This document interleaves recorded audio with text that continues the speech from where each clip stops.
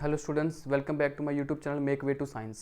आज हम आपके साथ एक और इंपॉर्टेंट टॉपिक लेकर आ गए हैं प्लस टू क्लास के लिए, जो कि है आइसोमरिज्म इन कोऑर्डिनेशन कंपाउंड्स। ये 2 to 3 मार्क्स का इसमें से क्वेश्चन आ जाता है, डेफिनेटली आता है, रिपीटेड क्वेश्चन है, आप पेपर्स में चेक कर सकते हैं। तो आज हम इसको डिटेल में आपके सामने पेश कर रहे हैं, तो इस वीडियो को एंड तक देखना। तो सबसे पहले हमको समझना पड़ेगा कि आइसोमरिज्म होता क्या है। तो देखिए, आइसोमरिज्म क्या होता है कि जब एक सपोज कर लीजिए हमारे पास दो कंपाउंड्स है, एक कंपाउंड 1 और एक कंपाउंड है 2। दोनों कंपाउंड्स का अगर मॉलिक्यूलर फॉर्मूला सेम है, सपोज कर लीजिए जैसे C6H12O6, ठीक है, दोनों का मॉलिक्यूलर फॉर्मूला सेम है पर स्ट्रक्चर उनका डिफरेंट है। स्ट्रक्चर डिफरेंट होने के मतलब उनकी शेप साइज हो सकता है डिफरेंट हो जाए, और दूसरी चीज़ स्पाशियल अरेंजमेंट डिफरेंट हो जाए। स्पाशियल मतलब कि एटम, जैसे सपोज कर लो एक सेंट्रल एटम होता है, उसके राउंड एटम्स होते हैं। अगर उन्होंने स्पेस में अपनी तरफ से डिफरेंट अरेंज किया हुआ है, सपोज कर लो पहले एक एटम इधर था, अगले वाले स्ट्रक्चर में उसने इस तरफ आ गया या इस तरफ घूम गया, तो स्पेस में अपनी रोटेशन या कुछ हो सकती है, तो उसको हम बोलते हैं स्पाशियल अरेंजमेंट।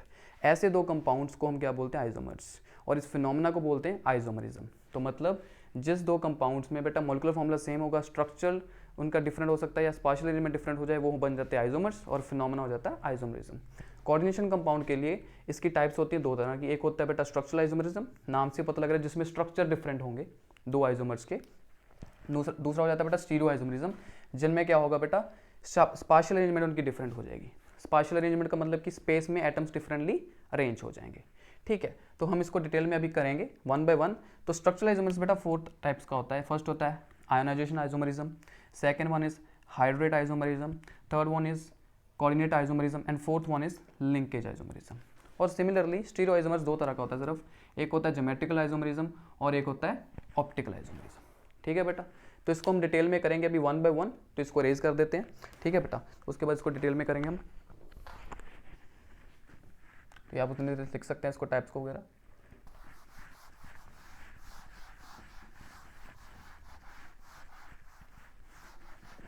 एक सेकंड बेटा, चलिए अब हम आगे एक एक करके हर किसी टाइप को देखेंगे। तो बहुत ही ईजी है, इनको याद रखना, क्योंकि नेम से काफ़ी हाईलाइट हो जाती हैं ये चीज़ें। जैसे हमारे पास सबसे पहले आएगा आयोनाइजेशन आइसोमरिज्म। अब देखो, आयोनाइजेशन से नाम से पता लग रहा है आयन, क्या लग रहा है पता? आयंस। तो यहीं से इसका पता लग जाता है बेटा, ये वो वाले आइसोमर्स हैं जो हमको जब इनको सोल्यूशन में डालेंगे हमको डिफरेंट तरह के आयंस देंगे। मतलब कि अगर एक आइसोमर है वो कोई और आयन देगा, दूसरा आइसोमर है तो कोई और आयन देगा। एग्जाम्पल से आपको क्लियर हो जाएगा बेटा।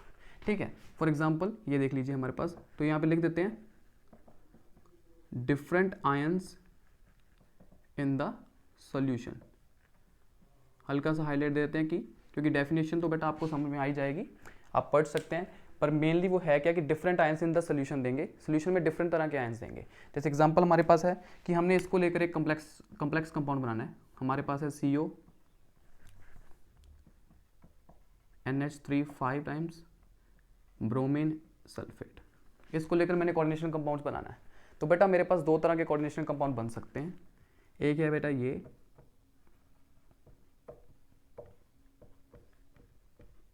और एक है मेरे पास ये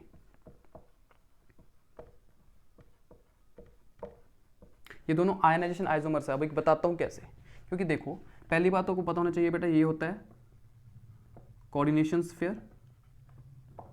जो स्क्वायर ब्रैकेट के अंदर होता है उसको कोऑर्डिनेशन स्फीयर बोलते हैं, जो स्क्वायर ब्रैकेट के बाहर होता है उसको हम बोलते हैं बेटा आयोनाइजेशन स्फीयर। क्या बोलते हैं? Ionisation sphere. तो बेटा ये हमको आयंस देगा। पहली बात तो it is the responsible for ions. Solution में जब गिरेगा बेटा, मैंने पिछली वीडियो बनाई थी डबल शॉर्ट और कोऑर्डिनेशन कंपाउंड के डिफरेंस में, शॉर्ट बनाया, वो आप देख सकते हैं कि जो कम्प्लेक्स है बेटा ये अपनी आइडेंटिटी लूज नहीं करता, और जो सिर्फ बाहर वाला आयन है बेटा सिर्फ यही सोल्यूशन में बाहर निकलता है। तो देखो इसमें आप क्लियरली देख सकते हैं, यहाँ पे सल्फेट आयन बाहर बना हुआ है, ये हमारा आयन एक्ट करेगा, और यहाँ पे कौन एक्ट करेगा? Bromide ion. इसीलिए ये डिफरेंट आयंस देंगे सोल्यूशन में। बताता हूँ, अगर सपोज कर लीजिए पहली बात तो इसका कलर क्या होता है? रेड वायलेट, और इसका कलर होता है सिर्फ रेड। तो देखो यहाँ से डिफरेंस पता लग रहा है, क्योंकि बेटा उनका कैरेक्टरिस्टिक्स किससे पता लगती है? किसी भी चीज़ की उसके आयन से, और इन दोनों के आयन से ही डिफरेंट है। क्योंकि अंदर वाली चीज़ को तो आप भूल जाओ, क्योंकि ये तो आपको आयन देने से रही, आयन देगी आपको सिर्फ बाहर वाली चीज़ जो आयनेशन स्फीयर में है। तो यहाँ पे सल्फेट और यहाँ पे क्या है? ब्रोमीन है। तो ऐसे तरह के आइसोमर्स देख सकते हैं। आपका स्ट्रक्चर दोनों का क्या था? सेम था। दोनों का स्ट्रक्चर क्या था? Same. Molecular formula, sorry, molecular formula क्या था? Same. This was their molecular formula.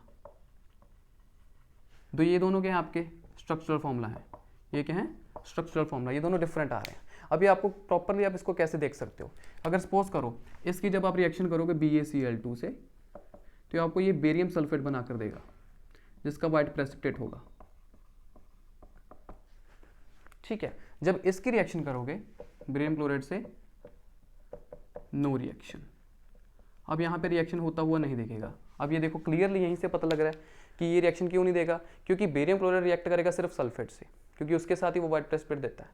यहाँ पे तो सल्फेट आयनेशन स्फीयर में था, बाहर था, इसलिए फ्री था और मिल गया उसको। यहाँ पे देखो सल्फेट अंदर था, तो यहाँ से पता लग गया कि ये वाले आइसोमर ने सल्फेट आयन को बाहर नहीं निकाला। इसके बाद बाहर निकालने को सिर्फ कौन है, BR। और सिमिलर वे में अगर इसकी दोनों की रिएक्शंस हम अगर करें AgCl से, सॉरी AgNO3 से, सिल्वर नाइट्रेट से करें, तो जो तो पहले वाला है वो तो रिएक्ट नहीं करेगा, ये वाला रिएक्ट कर जाएगा और हमको दे देगा AgBr, पेल येलो कलर का प्रेसिपिटेट दे देगा। तो क्लियरली पता लग रहा है क्योंकि सल्फेट रिएक्ट नहीं करेगा किससे, AgNO3 से। तो यहाँ से पता लग रहा है मेरे को कि ये इसके पास ब्रोमाइड आयन फ्री नहीं है, इसलिए मेरे पास पेल येलो कलर का सोल्यूशन नहीं बना।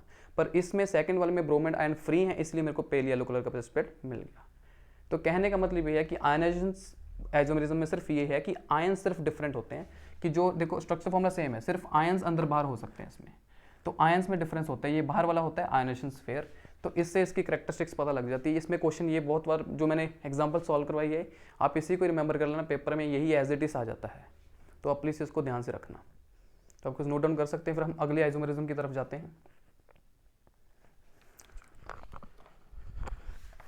तो नेक्स्ट आइसोमेरिज्म हमारे पास कौन सा आ जाता है, नेक्स्ट आइसोमेरिज्म हमारे पास है hydrate isomerism.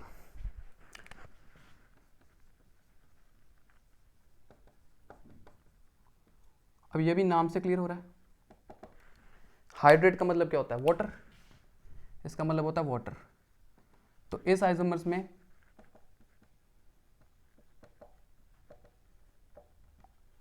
Different number of water molecules होंगे बेटा। अब वो different number of water molecules कैसे होंगे वो समझने वाली बात हो जाती है।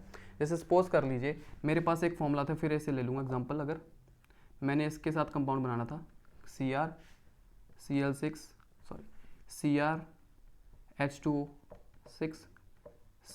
से।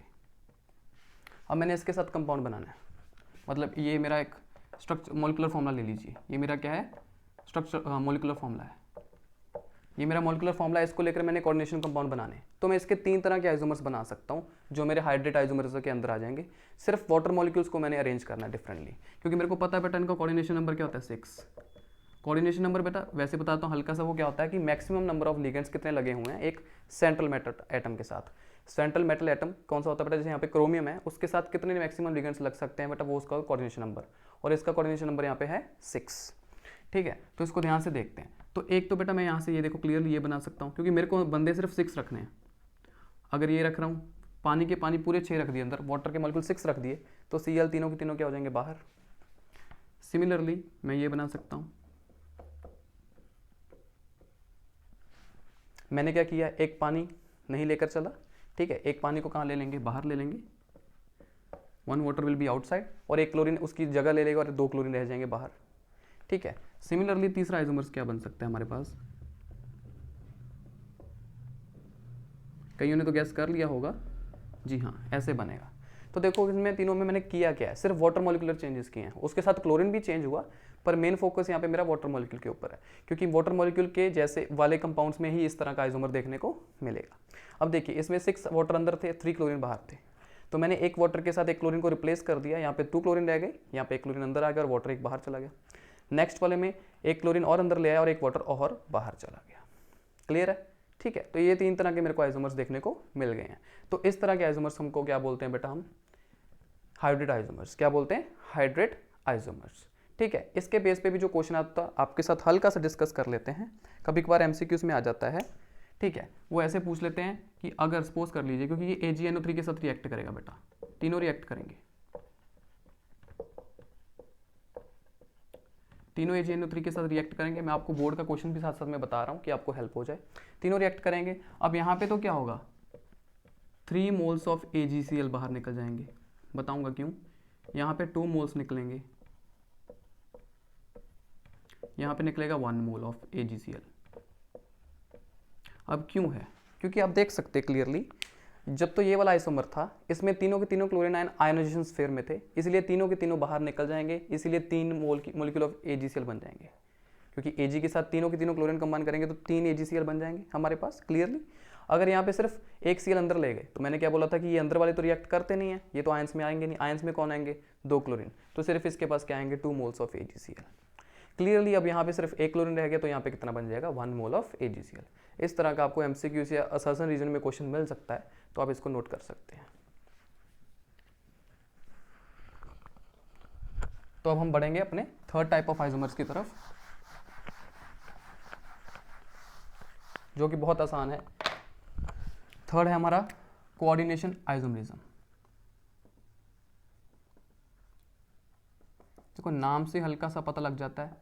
पहली चीज़ में मैं बता दूंगा, हाईलाइट करने वाली क्या है कि जो कोऑर्डिनेशन आइसोमर होगा बेटा, इसमें हमारे पास 2 तरह के कॉम्प्लेक्स होंगे। एक तो होगा कैटायनिक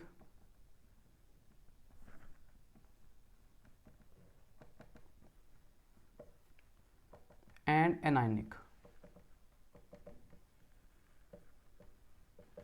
ठीक है, तो इसकी एग्जांपल लेकर बताते हैं, आपको समझ में आ जाएगा क्या करना है हमको। सपोज कर लीजिए हमने ये ले लिया,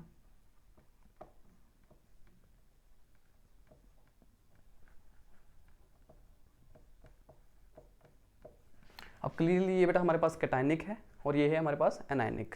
वो कैसे पता लग सकता है? ऑक्सीजन स्टेट से पता लग सकता है। अगर नहीं पता तो दिखा देता हूँ। जैसे एक्स की ऑक्सीजन स्टेट निकालोगे, ये न्यूट्रल लिगेंड है तो बेटा ये 0 आ गया, इक्वल्स टू क्या आ गया? ठीक है, तो इसकी ऐसे वैल्यू निकाल सकते हो आप ऑक्सीजन स्टेट में। ठीक है, तो पहले आपको ये बता देते हैं। अब इसकी भी आप ऑक्सीजन स्टेट निकाल सकते हो। इसकी एनायनिक आ जाएगी, इसकी क्या आ जाएगी बेटा? कैटायनिक। ये कैटायन होगा और ये कौन सा कॉम्प्लेक्स होगा आपके पास? Anionic complex. तो आप ऑक्सीजन स्टेट निकाल सकते हो, वहाँ से गैस हो जाएगा बेटा।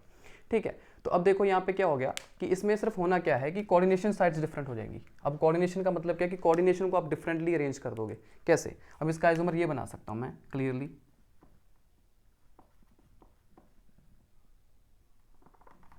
क्योंकि कैटायनिक को कैटायनिक की तरफ ही लिखेंगे, तो उस चीज़ को फोकस करने की तरफ ध्यान रखना हमने।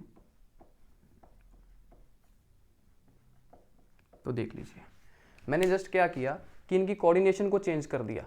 जैसे पहले कोबाल्ट के साथ 6NH3 थे, अब क्रोमियम के साथ 6NH3 हो गए। यहाँ पे क्रोमियम के साथ CN6 थे 6, अब कोबाल्ट के साथ 6 CN6 हो गए। तो मतलब आपने लिगेंड्स को इंटरचेंज कर देना है बेसिकली कोऑर्डिनेशन आइसोमर्स में। तो इस तरह के आइसोमर्स हमारे पास कौन से हो जाएंगे? Coordination isomers. ठीक है, कहने का मतलब यहाँ पे क्या हो रहा है कि कोऑर्डिनेशन साइट्स इंटरचेंज कर रही हैं, या कह सकते हो कि लिगेंड्स डिफरेंटली डिस्ट्रीब्यूट हो जाते हैं, अपनी पोजीशंस को क्या कर लेते हैं? इंटरचेंज कर लेते हैं। क्या कर लेते हैं बेटा? इंटरचेंज। तो ये थे हमारे पास कोऑर्डिनेशन आइसोमरिज्म। ठीक है, अब लास्ट वन जो हमारे पास आ जाता है स्ट्रक्चरल आइसोमरिज्म का, वो है हमारे पास लिंकेज आइसोमरिज्म। तो लिंकेज आइसोमरिज्म जब हम करेंगे, उसके लिए एक चीज नोटिस करनी है हमको, एक स्पेशल चीज चाहिए होगी वहां पे हमको लिंकेज आइसोमरिज्म में। वो कौन सी चीज है कि एक न्यूक्लियोफाइल, सॉरी न्यूक्लियोफाइल बोल दिया, एक लिगेंड क्या होना चाहिए? एम्बीडेंटेड। एम्बीडेंटेड न्यूक्लियोफाइल होना चाहिए, एम्बीडेंटेड लिगेंड होना चाहिए हमारे पास। क्योंकि अगर एम्बीडेंटेड लिगेंड होगा, क्योंकि लिंकेज आइसोमरिज्म क्या है बेसिकली, जब एक एम्बीडेंटेड न्यूक्लियोफाइल होगा, मैंने बता रखा है पिछली वीडियो आप देख सकते हो मेरी। ये क्या होता है बेटा? एम्बीडेंटेड न्यूक्लियोफाइल क्या होता है कि इसके पास 2 डोनर एटम्स होते हैं, मतलब कि 2 डोनर एटम होते हैं, but it links with coordination with metal ion by only one donor atom। मतलब स्पेशल तरह का है बेटा। इसमें क्या होता है कि 2 डोनर एटम होते हैं, पर वो एटम एक ही डोनर एटम अरेंज करेगा मेटल एटम के साथ, दोनों के दोनों अरेंज नहीं करते। तो उसकी तरफ से क्या होता है? लिंकेज डिफरेंट हो जाएगी। जैसे आपको एग्जांपल दे देते हैं, हमारे पास क्लियरली कट एग्जांपल है। अगर हम एग्जांपल ले लें CONH3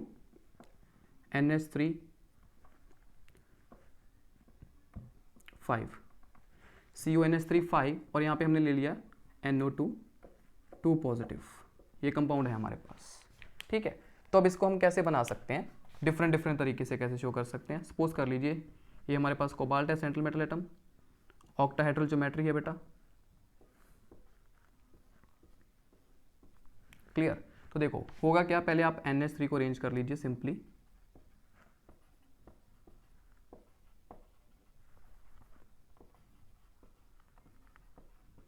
अब एक तो ये बन जाएगा इसका आइसोमर, चार्ज डालना मत भूलिएगा प्लीज़, ये बच्चे गलती कर देते हैं। अब इसका दूसरा आइसोमर कौन सा बन सकता है, ये वाला।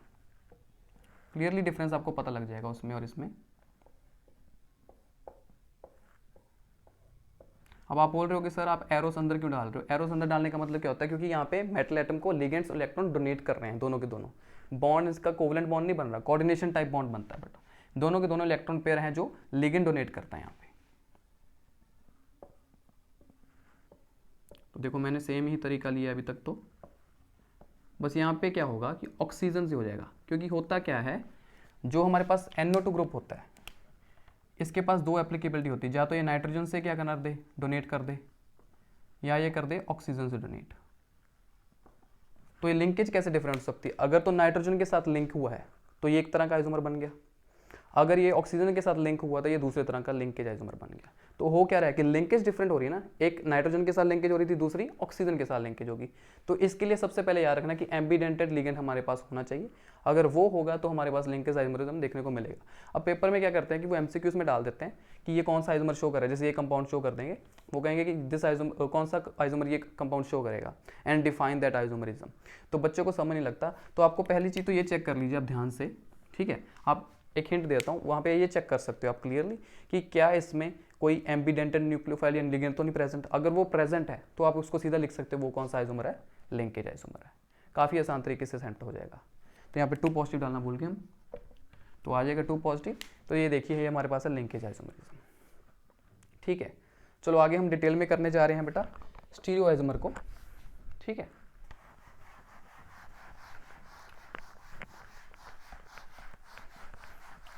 अब स्टीरियो आइसोमर्स मैंने आपको बता दिए थे क्या होते हैं, जिसमें पार्शियल अरेंजमेंट क्या होता है, डिफरेंट। तो उसमें सबसे पहले हमारे पास क्या आ जाएगा, geometrical isomerism.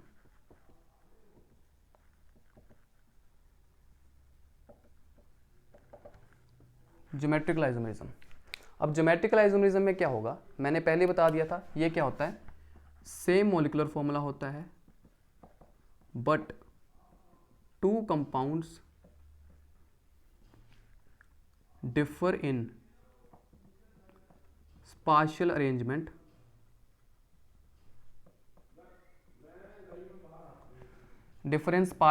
of atoms around central metal atom। तो देखिए यहाँ पे मॉलिक्यूलर फॉर्मूला सेम रहेगा पर कंपाउंड्स डिफर किस में करेंगे, स्पाशियल अरेंजमेंट डिफरेंट हो जाएगी अराउंड सेंट्रल मेटल एटम। तो अब इसको बहुत ध्यान से करते हैं, 1 बाय 1 करते हैं, क्योंकि हमारे पास बेटा ज्योमेट्रिकल आइसोमर्स करने के लिए कोऑर्डिनेशन कंपाउंड की 3 तरह की शेप्स होती हैं बेटा। तो एक तो होती है स्क्वायर प्लेनर, एक तो क्लियरली होती है स्क्वायर प्लेनर, दूसरी होती है टेट्राहेड्रल, और एक होती है ऑक्टाहेड्रल, ठीक है। तो ये दोनों तो वो वाली हैं जिसमें कोऑर्डिनेशन नंबर क्या रहता है, 4, और ये वाली है जिसमें कोऑर्डिनेशन नंबर क्या रहेगा आपका, 6। इसकी हाइब्रिडाइजेशन के ऊपर हम डिटेल में आगे वीडियोस बनाएंगे, तो वो वीडियोस भी आप देख लेना VBD थ्योरी और CFT थ्योरी के लिए। पर यहाँ पे हम आइसोमरिज्म की तरफ फोकस कर रहे हैं। तो आपको क्लियरली बता दूं,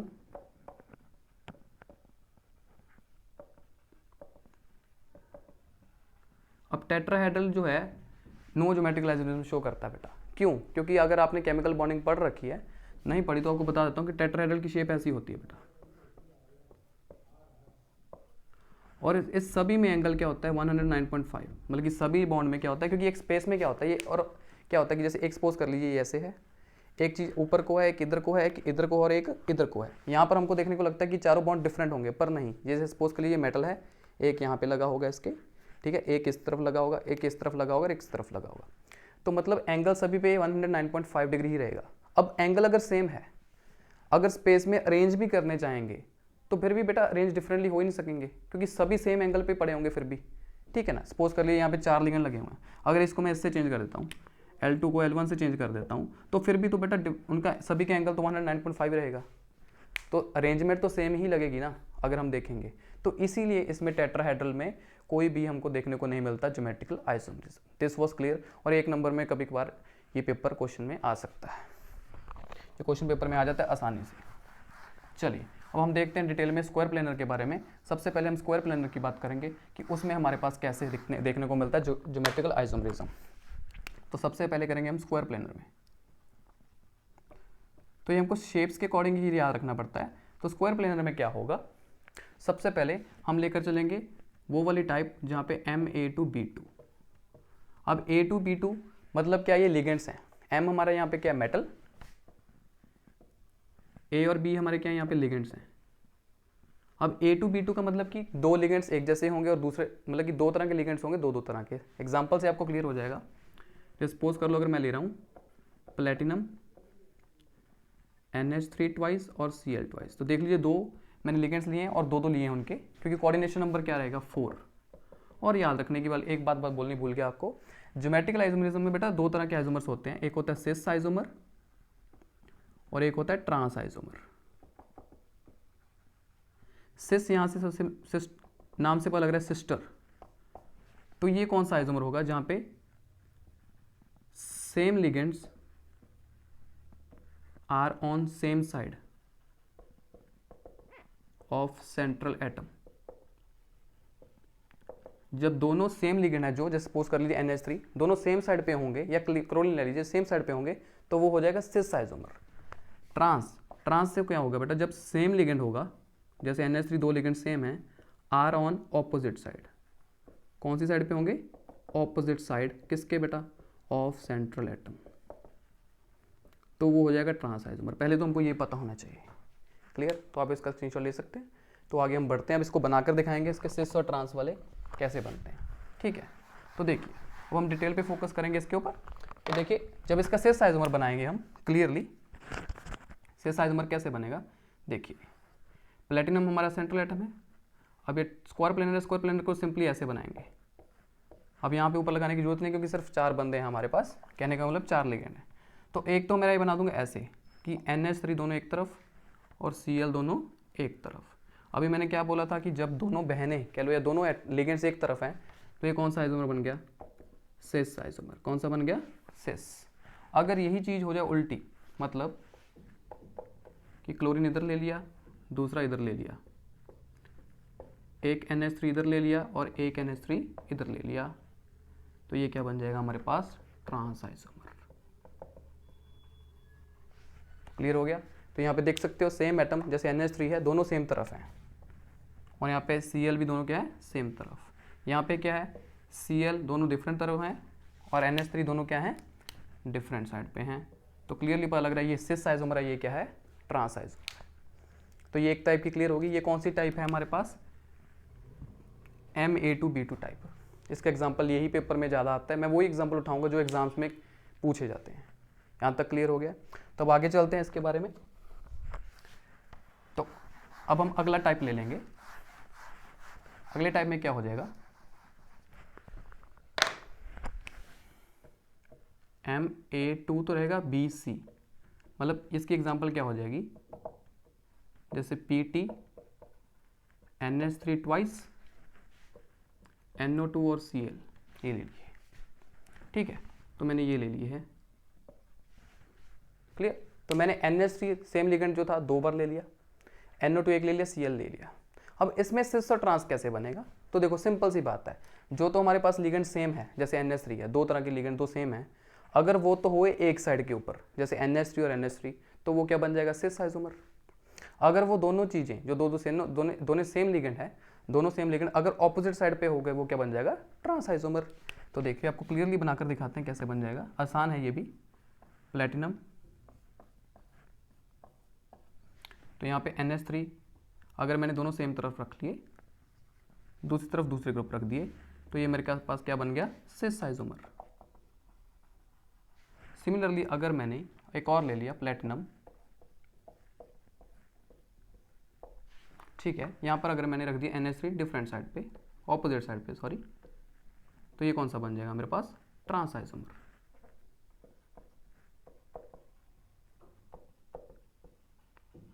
तो क्लियरली आप देख सकते हैं यहाँ पे NH3 दोनों सेम तरफ है,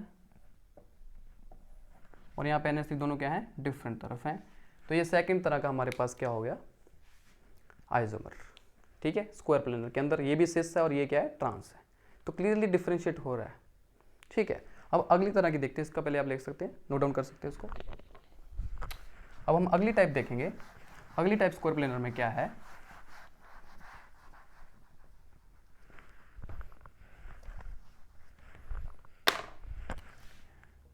MAB ट्वाइस।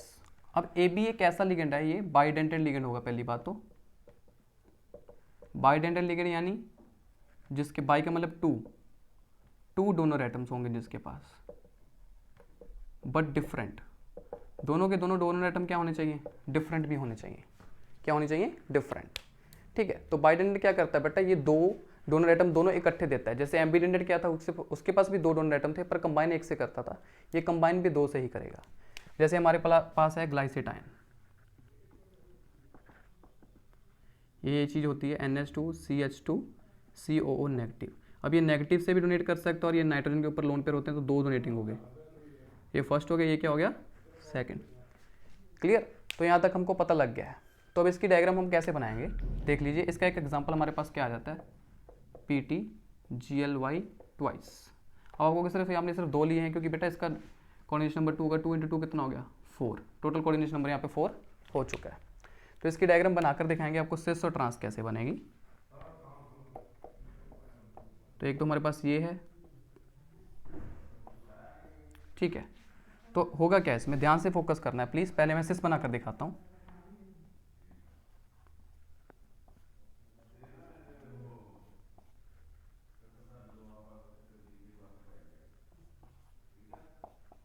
देख लीजिए, एक ग्लाइसिटाइन ऐसे होगा, खोल के बना देता हूँ।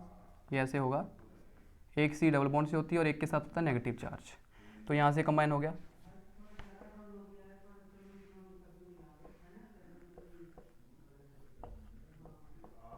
तो देखो, आप देख सकते हो ये सिस आइसोमर क्यों बना। अभी ये सिस आइसोमर बनने के पीछे इसका रीजन सिर्फ और सिर्फ यही है। देखो, दोनों तरफ से सेम तरीके से बाइंड हुआ। देखो, यहाँ पे NH2 है, यहाँ पे भी NH2 है, यहाँ पे CH2 है, यहाँ पे CH2 है, यहाँ पे C है, यहाँ पे C है। तो सिमिलर तरीके से बाइंड हुआ है, तो इसको हम क्या बोल देंगे, सिस आइसोमर हो गया। ये क्या बन गया, सिस आइसोमर। अब ऊपर से रेज करके हम क्या बना देते हैं, ट्रांस आइसोमर बनाकर दिखा देते हैं आपको।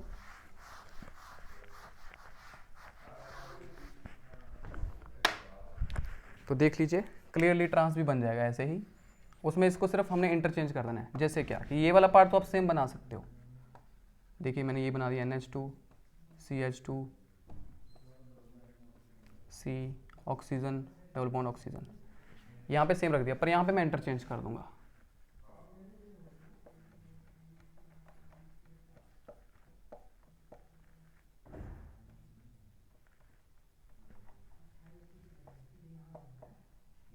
अब देख सकते हैं कि इसमें लिंकेज डिफरेंट हो गई है, मतलब कि यहाँ पे N आपको यहाँ पे देखने को मिल रहा है, यहाँ पे उल्टी तरफ। तो मैंने इसको ऐसे इंटरचेंज कर दिया, स्पेस में डिफरेंट हो गए हैं। ये क्या हो गया हमारे पास, सिस आइसोमर, और ये क्या हो गया हमारे पास, ट्रांस आइसोमर। समझ लग गई है बेटा। तो आगे हम अगली टाइप के ऊपर जाते हैं। जो हमारे पास अगली टाइप कौन सी आ जाती है, इसको आप पहले नोट कर सकते हैं। तो हमारे पास जो अगली टाइप है वो लास्ट टाइप है स्क्वायर प्लेनर के लिए। स्क्वायर प्लेनर के लिए जो वो लास्ट टाइप है वो कौन सी टाइप की है, चारों के चारों अगर डिफरेंट बंदे हो जाएं, ABCD। इसकी एग्जांपल हमारे पास अच्छी सी है, प्लैटिनम, NO2, pyridine, H2O और Cl। इसके ऊपर आएगा पॉजिटिव चार्ज। क्लियरली ये हमारे पास एग्जांपल है। ये चारों ग्रुप डिफरेंट है, इसको आप स्क्वायर ब्रैकेट से ऐसे कर सकते हैं।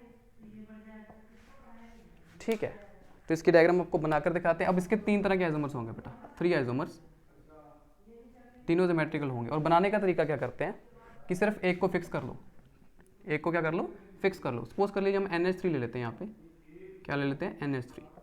चलो, अब एक को फिक्स कर देना है। सपोज कर लिए मैंने NH3 को फिक्स कर दिया। इसमें सिस ट्रांस वगैरह नहीं बनेंगे, आपने NH3 को क्या कर देना है, फिक्स।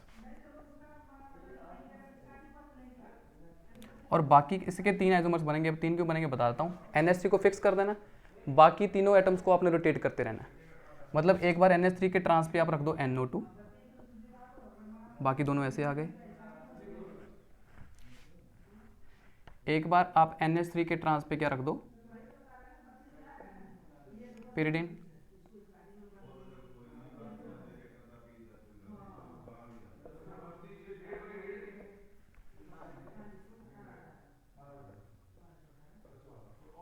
एक आइसोमर क्या बन जाएगा, तीसरा वाला।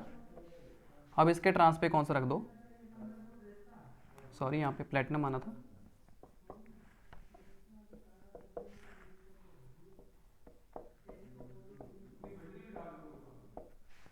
ठीक है। अगर पीछे मैंने गलती कर दी तो मेटल एटम यहाँ पे प्लेटिनम ही आएगा बेटा। अब यहाँ पे ट्रांस पे कौन सा चीज़ रह गई, वाटर रह गया। कौन रह गया है, वाटर। तो यहाँ पे क्या आ जाएगा, pyridine, यहाँ पे क्या आ जाएगा, NO2। तो ये तीन तरह के आइसोमर हो गए। आप देख सकते हैं क्लियरली, NH3 के पहले ट्रांस पे कौन था, NO2, फिर क्या था NH3 के ट्रांस पे pyridine, फिर NH3 के ट्रांस पे क्या आ गया, वाटर मॉलिक्यूल। और यहाँ पे पॉजिटिव चार्ज था तो सभी के ऊपर पॉजिटिव चार्ज डालना ज़रूरी है। तो क्लियरली ये हमारे पास स्क्वायर प्लेनर के खत्म हो गए हैं। उसके बाद हमारे पास आ जाते हैं ऑक्टाहेड्रल के लिए, ठीक है। तो आप इसको सेव कर सकते हैं। इसके आगे हम करते हैं ऑक्टाहेड्रल शेप्स के लिए। अब जब हम ऑक्टाहेड्रल शेप के लिए फोकस करेंगे, बहुत ध्यान से जाना है, उसका कोऑर्डिनेशन नंबर 6 होता है और उसके सिर्फ आसान से आइसोमर है। उसका आइसोमर रिमेंबर करना बहुत ही ईजी है as compare to square planar. Suppose कर लीजिए हमारे पास क्या है, ऑक्टाहेड्रल ज्योमेट्री के हैं। तो पहली बात, इसको कोऑर्डिनेशन नंबर क्या होगा, 6। तो इसमें दो तरह के होते हैं, एक होता है बेटा MA4B2। एक लिगेंड के 4 मेंबर होंगे और एक दूसरे लिगेंड के 2 मेंबर होंगे। जैसे इसका एग्जांपल क्लियर कट हमारे पास है, क्रोमियम, ये तो कोबाल्ट वाला ले लीजिए, कोबाल्ट NH3 4 टाइम्स Cl2 हो गया, यहाँ के ऊपर पॉजिटिव चार्ज आ जाएगा। तो अब इसका मैं बनाकर दिखाता हूँ सिस और ट्रांस। आपको क्लियरली वैसे अब इतनी प्रैक्टिस होने के बाद पता लग ही जाएगा कैसे होना है।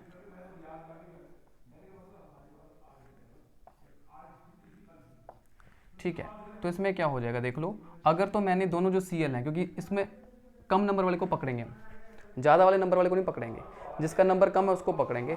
अगर उसके दोनों एटम ऑपोजिट साइड पे हैं, अगर उसके दोनों एटम ऑपोजिट साइड पे हैं, फिर तो ये क्या हो गया, हमारे पास सिस आइसोमर बन गया। कौन सा आइसोमर बन गया, सिस, ठीक है। अगर वही दोनों एटम सेम साइड पे हो गए,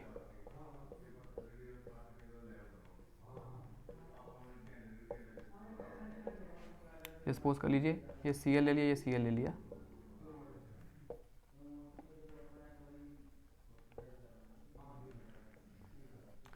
तो ये क्या बन गया हमारे पास, ट्रांस। क्योंकि क्लियरली दिख रहा है यहाँ पे कि यहाँ पे Cl, सॉरी उल्टा कर दिया हमने, ये हमारा बन गया है ट्रांस और ये क्या बन गया हमारा, सिस।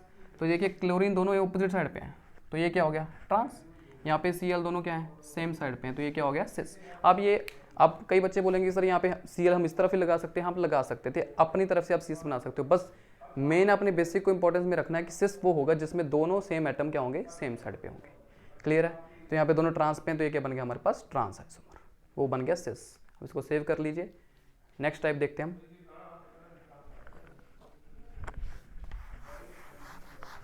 नेक्स्ट टाइप आसान सी है, बनाना सीखना है बस, उसको ईजिली हो जाएगी वो।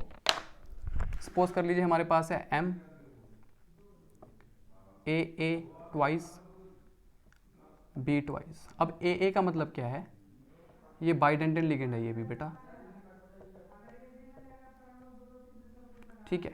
मतलब ये भी दो तरीके से डोनेट करेगा। और इसकी एग्जांपल हमेशा याद रख लेनी, पेपर में जो ज़्यादातर आती है COEN ट्वाइस Cl2, इसके ऊपर पॉजिटिव ये वाली आती है। यहाँ पे EN क्या है बेटा, इथाइलिन डाइअमीन है, इसको EN लिखते हैं बेटा। और ये बाइडेंटल लिगेंड है, ये क्या है, एक बाइडेंटल लिगेंड है। तो इसकी हम सिस और ट्रांस आइसोमर आपको बनाकर दिखाएंगे। क्लियरली देखिएगा जी, यहाँ पे कोबाल्ट है, इसको बहुत ध्यान से फोकस करना है क्योंकि लिंकेज का बड़ा ध्यान रखना पड़ता है इसमें। तो EN दो तरीके से बाइंड करेगा। तो सपोज कर लीजिए अगर मैंने EN ऐसे बाइंडिंग दिखानी है EN की, देखिए सिम बाकी तरीका सेम ही रहेगा कि अगर मैंने दोनों Cl ऑपोजिट साइड पे ले लिए और यहाँ पे भी EN दोनों ऑपोजिट साइड पे हो गए, तो ये क्या हो गया, ट्रांस आइसोमर। क्लियरली अगर मैं ऐसे बना दूं इसको, ये हमारे पास कोबाल्ट है,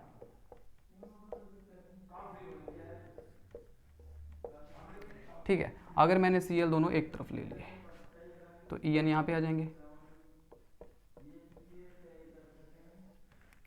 तो देखो दोनों क्लोरीन एक तरफ हो गए, या कह लो दोनों En दोनों एक तरफ हो गए, तो ये हमारे पास क्या बन गया, सिस आइसोमर बन गया। क्या बन गया, सिस। तो देखिए आपको अभी आसान लगने लग गया होगा, ये प्रैक्टिस के साथ बहुत आसान हो जाते हैं। और ये एग्जांपल मैं वही करवा रहा हूँ जो पेपर में काफ़ी आते हैं, तो आप इसको प्लीज़ सेव कर लीजिए। अब उसके बाद ऑक्टाहेड्रल का सिर्फ हमारे पास एक लास्ट एग्जाम्पल रह गया जो बच्चों को काफ़ी तंग करता है, समझ में नहीं आता।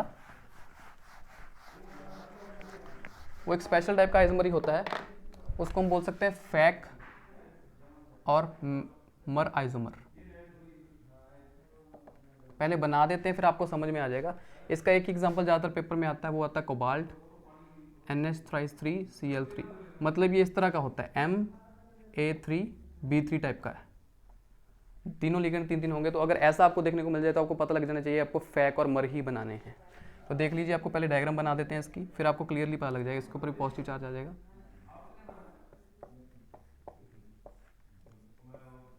अब जो मैं पॉजिटिव चार्ज डाल रहा हूँ ये आपको मैं डिटेल में वीडियो बनाऊंगा इसके लिए, क्योंकि ऑक्सीजन स्टेट पता करनी पड़ती है, सब कुछ उसके ऊपर होता है। तो देखिए अगर मैंने Cl ऐसे ले लिए,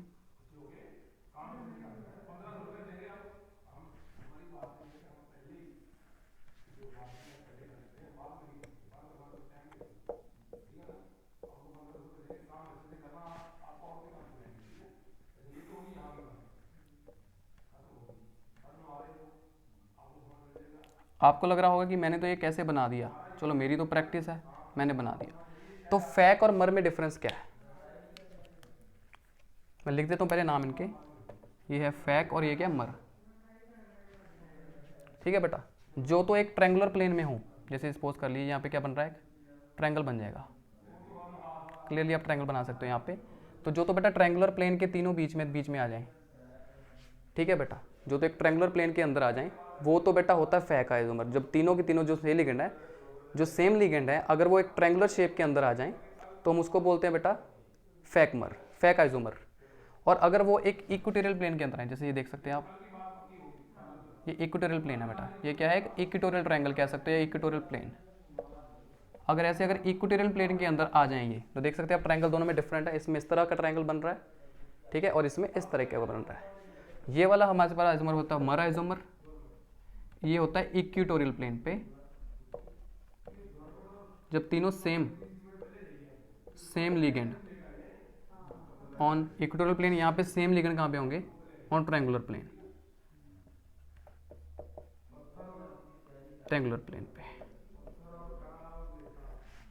तो ये इसके साथ आप समझ सकते हो, दोबारा से कर देता हूँ। ये कि यहाँ पे ट्रायंगुलर प्लेन बन रहा है, अच्छे से बनाने की कोशिश करते हैं हम इसको, ट्रायंगुलर को।